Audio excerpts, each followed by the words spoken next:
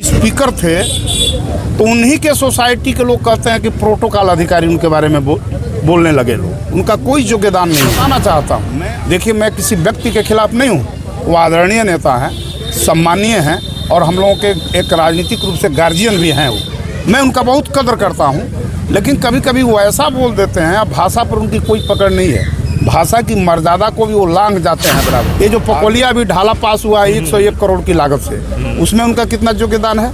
अब कल से वो भी कहेंगे वो हमरे चलते हुआ उनका योगदान है सिसवन ढाला है ना। उनका योगदान जो है ना, सीवान की विकास की गति को रोकने में उनका योगदान रहा है उस संगठन का। उनकी व्यक्तिगत छोड़ दीजिए। सीवान सदर के जो विधायक हैं अवध बिहारी चौधरी, उनका दावा है कि जो सिसवन ढाला को ओवरब्रिज जो बन रहा है उसमें मेरा बड़ा योगदान है, हमारे सहयोग से, हमारे स्वीकृति दिलाने से ही वो बन रहा है। देखिए, एक बात बता, कितना बरस वो मंत्री रहे हैं, कितना बरस विधायक रहे हैं? लगभग 25 बरस। अभी टर्म लेकर के 25 बरस रहे। 25 बरस। आज से 2005 के पहले उनके विधानसभा क्षेत्र में एक भी पिच सड़क था, सब ईंटकरण होगा और उनके फंड से भी कुछ ईंटकरने हुआ होगा। तो जो लोग 20 बरस में नहीं करवा सके कुछ और आज श्रेय लेने का कोशिश कर रहे हैं, ये जो पकोलिया अभी ढाला पास हुआ है 101 करोड़ की लागत से, उसमें उनका कितना योगदान है? अब कल से वो भी कहेंगे वो हमरे चलते हुआ उनका योगदान है सिसवन ढाला है ना।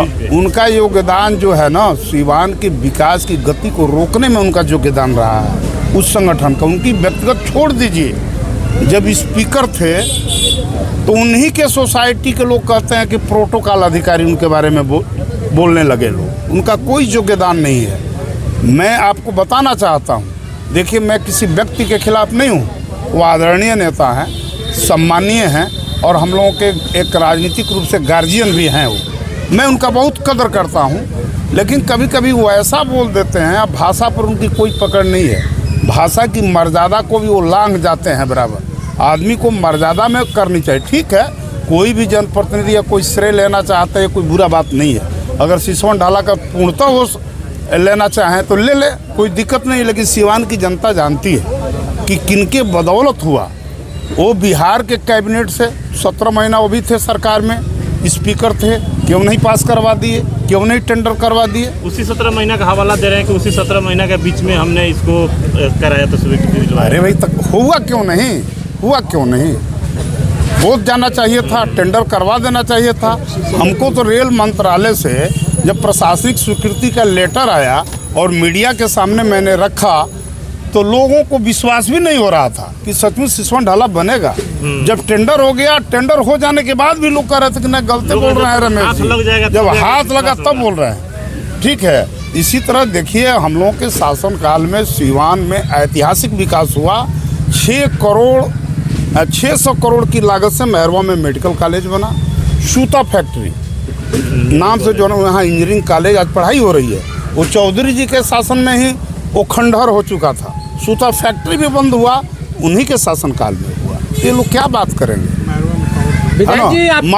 मैरवा में 517 करोड़ की लागत से पावर ग्रिड बनने जा रहा है, जमीन भी चिन्हित हो गया। ये सब काम नीतीश जी के शासनकाल में हुआ। बाकी वे लोग कहने के लिए जिसको जो कहना वो करे। ये अभी अमरजीत कुशवाहा माननीय विधायक हैं क्षेत्र के, आप सभी जानते हैं कि हम नहीं रहते तो पिछले बार भी वो चुनाव नहीं जीतते। अगर हम मदद नहीं किए होते तो मैं दावे के साथ कहता हूँ चुनाव नहीं जीतते वो। आज वो भी श्रेय ले रहे हैं विकास का। हाँ, उनका श्रेय इतना जरूर है कि सब संवेदकों से मोटी रकम जरूर ले लिए हैं। सब इस मामले में पूरा बदनाम है। आप लोग जाकर पता लगाइए। टिकट कटा था तो जो नाराजगी था उसका फायदा, नाराजगी की बात नहीं है। पार्टी ने ऐतिहासिक भूल किया उस समय और उसी का परिणाम था, नुकसान हुआ। अब पार्टी उस तरह की ऐतिहासिक भूल नहीं करेगी। जीतने वाले लोगों को 8 सीटों पर चुनाव, कोई भूल नहीं होगा। कोई भूल नहीं होगा।